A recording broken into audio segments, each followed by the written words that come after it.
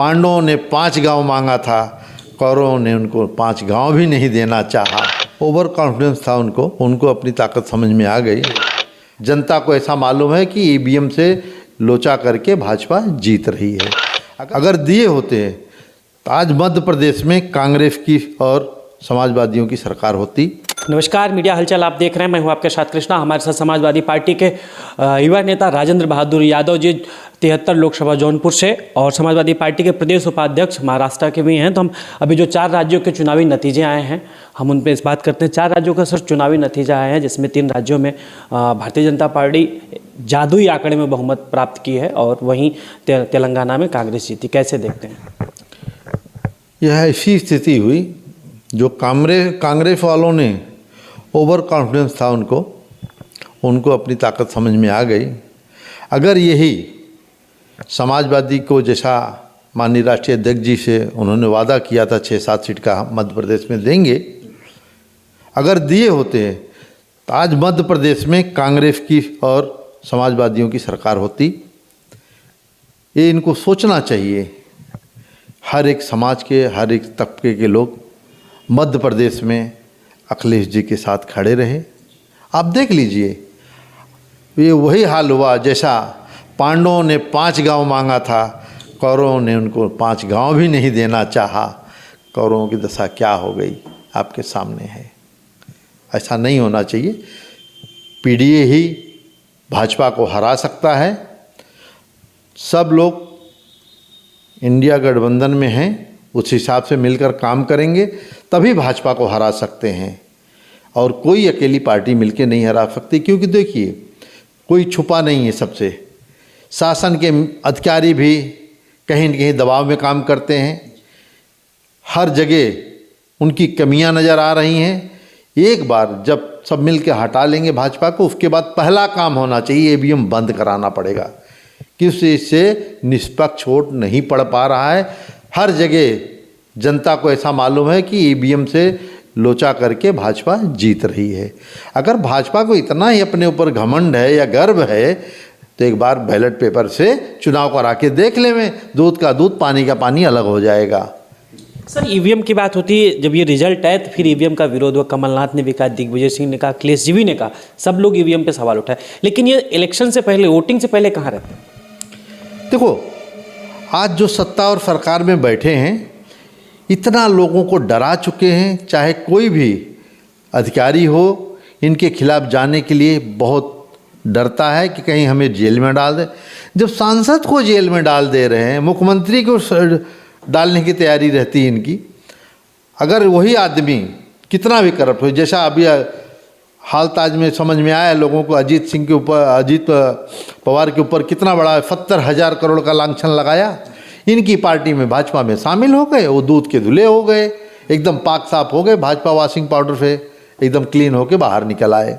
तो देश कोई पागल नहीं हमारे देश के लोग बहुत समझदार हैं, जान रहे हैं कि अब ये सत्ता में बैठे हैं, अपना अत्याचार करेंगे। भाजपा क्या कर रही, जो इनके खिलाफ बोला उसको तुरंत ये लोग कोई न कोई केस में फंसा के जेल में डालने की कोशिश कर रहे हैं। इतना जुल्म नहीं चलेगा ज़्यादा दिन तक। बोलते हैं ना, पाप का घड़ा एक दिन भरेगा जरूर। देश की जनता भाजपा को 2024 में वोट नहीं देने वाली है। इस सोच अपना ये बना ले। और देश की जनता जान रही, इन्होंने किसानों को ठगा, युवाओं को ठगा, हर एक जगह देख ले। महिलाओं के साथ क्या हो रहा है किसी छुपा नहीं, एकदम अत्याचार बढ़ गया है। महिलाओं के साथ 2014 के बाद से जितना बड़ा आक्रोश जनता ने किया है कि महिलाओं के साथ अत्याचार कर रही भाजपा, कहीं भी कोई भी स्टेट में आप देख लीजिए, महिलाओं को न्याय नहीं मिल रहा है। हमारी बहन बेटी जो पहलवान अभी थोड़े दिन के पहले क्या हुआ, कुछ छुपा नहीं है। इन्होंने वहाँ पे भी बहन बेटियों को भी न्याय नहीं दिया। आप सोचिए इस चीज़ को। सर, सामने 24 का चुनाव है। अब तो इसको सेमीफाइनल माना जा रहा था विधानसभा चुनाव को, लेकिन इसमें बीजेपी बुरी तरह से जीती और कांग्रेस को हार मिली। तो सामने 24 का चुनाव, इंडिया गठबंधन, कई शीर्ष के नेता बोले कि नहीं सब कुछ ठीक ठाक चल रहा है। तो आप पूर्वांचल से आते हैं, पूर्वांचल में क्या स्थिति रहेगी? पूर्वांचल में आपको मालूम है, पूर्वांचल समाजवादियों का गढ़ रहा है। पूर्वांचल में सबसे ज़्यादा समाजवादी के लोग हैं और हम लोग हैं किसान परिवार से जुड़े हुए हैं। और पूर्वांचल परिवर्तन हमेशा करता है। इस बार भी भाजपा को उखाड़ फेंकने में पूर्वांचल सबसे अहम योगदान देगा। आप देख लेना, उत्तर प्रदेश से पहला भाजपा उखाड़ के यहाँ की जनता फेंकेगी, क्योंकि जिस हिसाब से आज खेत को साढ़ खा जा रहे हैं, सड़क पे साढ़ हैं, कितने लोगों को साढ़ मार दे रहे हैं, मर जा रहे हैं। आप सोचिए इस चीज़ को, इनका कोई वो नहीं है। इनका प्रचार भाजपा का सदैव टीवी में आपको दिखेगा, न्यूज़पेपर में दिखेगा, क्योंकि इन्होंने मीडिया के लोगों को खरीद के रख लिया है। लोगों ने, आप सोचिए, टीवी देखना बंद कर दिया, न्यूज़ चैनल देखना बंद कर दिया, लोगों को भरोसा ही नहीं रहा। आप सोचिए, एक समय था देश की आज़ादी में सबसे बड़ा रोल मीडिया का था। पत्रकार को बहुत लोग ऊंची निगाह से देखते थे, बहुत मान सम्मान मिलता था। आज तो गोदी मीडिया बन गए हैं। लोगों ने पत्रकार भाइयों की इज्जत करना बंद कर दिया है कि आप तो पैसा लेते हो भाजपा से, आप प्रचार प्रसार भाजपा का एजेंट के रूप में कर रहे हो, इसलिए लोगों को भरोसा नहीं रहा। सर, पीडीए के जो मुद्दे होंगे और क्या इंडिया गठबंधन, आप लोग के जो मुद्दे होंगे, आपका पीडीए जो स्लोगन चल रहा है, पिछड़ा दलित अल्पसंख्यक प्लस अगड़ा भी, तो जो मुद्दे आपके 24 में होंगे, क्या इंडिया गठबंधन के मुद्दे सेम होंगे? क्या दोनों सेम रहेंगे कि अलग रहेंगे? भाजपा को उखाड़ फेंकने का काम पीडीए ही करेगा। इसमें हर समाज के, हर तबके के लोग हैं। इसमें अगड़ा भी है, पिछड़ा भी है, अल्पसंख्यक भी है, सब लोग हैं, मिल के हटाएंगे।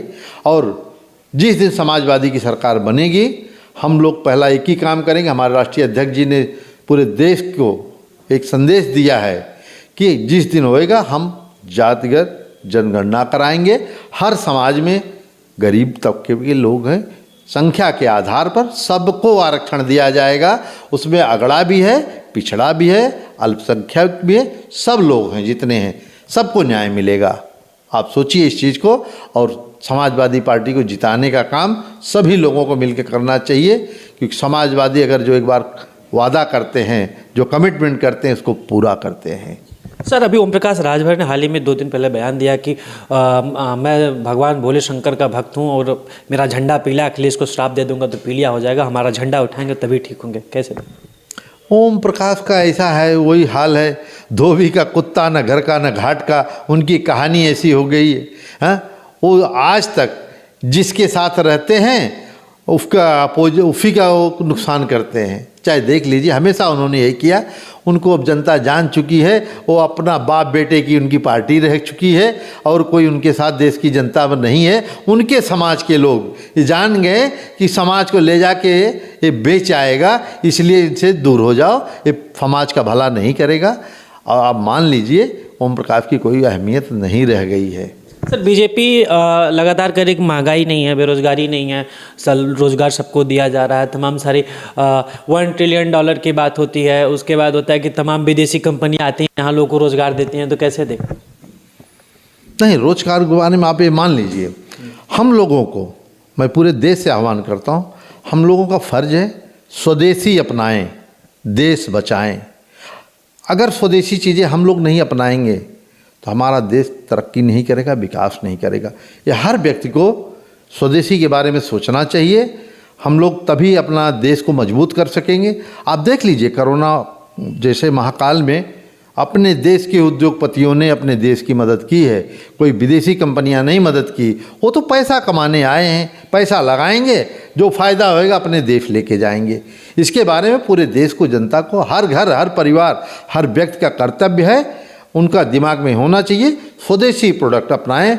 मैं इस मायने में बाबा रामदेव का बहुत अहमियत देता हूं कि उन्होंने जिस तरह स्वदेशी के प्रचार प्रसार किया है वो हमारे देश हित में अच्छा है। ऐसे ही लोग और आगे बढ़ के आएँ स्वदेशी चीज़ों के बारे में, और चीज़ें कंपटीशन होएगा, चीज़ें अच्छी भी होंगी, और अच्छी, हमारे देश की चीज़ें बहुत अच्छी हैं। एक बार देश की जनता को उसके बारे में सोचना चाहिए। सर, लास्ट सवाल, जौनपुर लोकसभा की स्थिति, जौनपुर में 2 लोकसभा आती हैं, एक सदर है, एक मछलीशहर लोकसभा है, तो इस बार क्या स्थिति रहेगी? स्थिति जौनपुर की एकदम क्लियर रहती है हमेशा। समाजवादियों का गढ़ है, जौनपुर हो गया, आजमगढ़ हो गया, गाजीपुर हो गया, ये समाजवादियों का गढ़ है। यहाँ किसी की दाल गलने वाली नहीं है। राष्ट्रीय अध्यक्ष जी जिसको टिकट देंगे वह व्यक्ति जीत के आएगा, और समाजवादी का हर कार्यकर्ता पूरा अपना एकदम जोर शोर से लग गया है प्रचार प्रसार में, अपने लोगों को बता रहे हैं और जगाने का हम लोग काम कर रहे हैं, देश की जनता को भी। क्योंकि हमारे देश की जनता प्रलोभन में ना आवे। क्योंकि इन्होंने जिस प्रकार से बोला 2 करोड़ रोजगार देंगे, आपको काम आपके गांव में मिलेगा, 15 लाख आपके अकाउंट में आएगा, लेकिन इन्होंने कुछ किया नहीं, केवल हर समय जुमलेबाजी करते हैं और जुमलेबाजी के चक्कर में फंस जाते हैं। अभी देखो जो चुनाव हुआ, इन्होंने राजस्थान में 450 रुपये के अलाउंस किया गैस बाटला देने के लिए, गैस सिलेंडर। क्या पूरे देश में नहीं दे सकते हैं? इसका मतलब आप सोचिए, ये दे सकते हैं लेकिन देश की जनता को बेवकूफ़ बना के पैसा लूट रहे हैं।